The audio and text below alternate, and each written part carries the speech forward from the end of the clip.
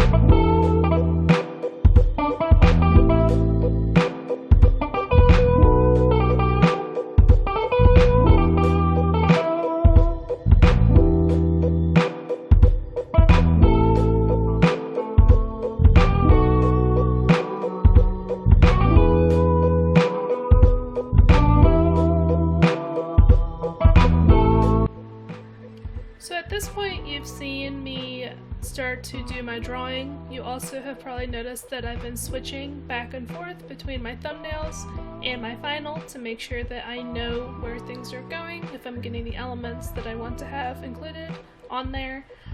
Maybe kind of refining or getting rid of some stuff if I don't end up liking it as much as I could.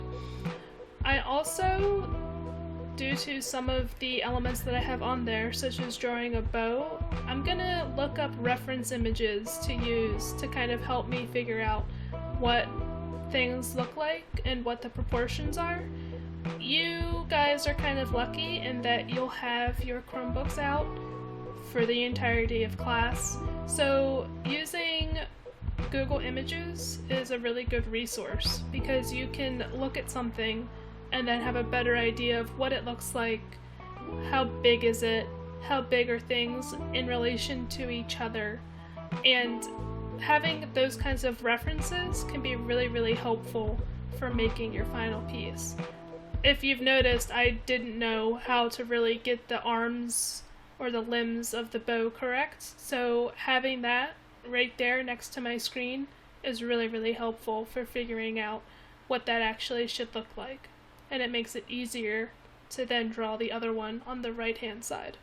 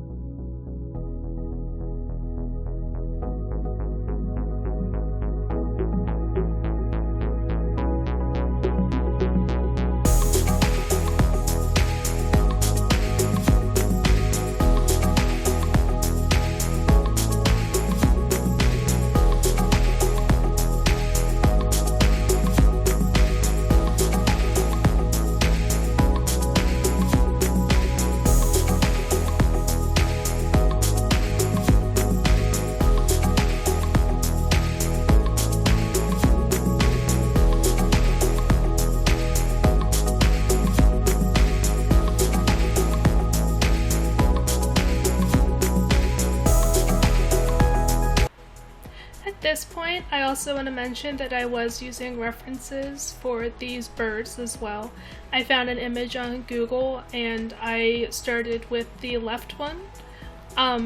My camera recording changed, so I didn't have the actual screen being captured anymore, but I'm not just freehanding these. I did look up an image based off of what I kind of wanted the birds to be shape-wise. So I googled bird swooping and I got those pictures.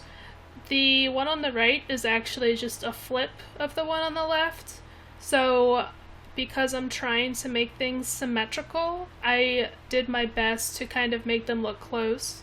They aren't going to be an exact copy, but it should be pretty clear that they're more or less the same thing. And you'll notice that a lot of my drawing is actually symmetrical. So what that means is if you split it down the middle, it would be almost a perfect copy of the other side. So that's something that you can consider doing as well. Generally that makes for a more striking image that is kind of more illustrative, which is what we're going for.